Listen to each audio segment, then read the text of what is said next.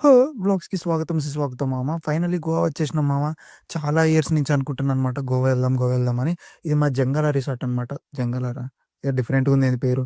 అది అంటే మా పేరు డిఫరెంట్‌గా ఉన్నా మాత్రం స్టే మాత్రం క్రేజీ ఉంటది మామ. అంటే ఒక రొమాంటిక్ వైబ్స్ ఉండే అనమాట. టోటల్ 5 డేస్ వచ్చేసి 6,700 పడింది మామ. అంటే పర్ డే 1,300 అలా పడ్డది.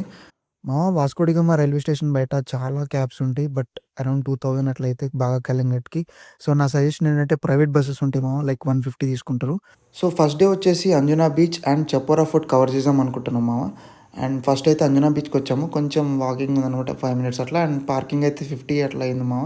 And neat and కామ్‌గుండే.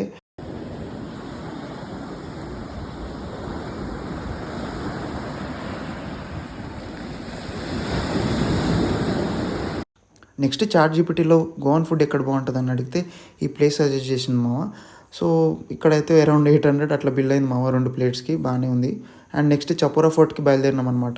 నేనిక్కడ స్కూటీ రెంట్‌కి తీసుకున్నా మామ గోవాలో. అతను లోకల్ గోవన్ అనమాట.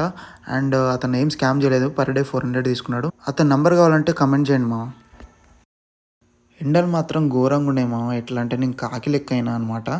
అండ్ ఒక స్కామ్ అవ్వబోతుండే మామ. కానీ నేను తప్పించుకున్నా ఆ స్కామ్ నుంచి. అది నేను నెక్స్ట్ వీడియోలో చెప్తాను. లేదా తర్వాతైనా చెప్తాను మీకు.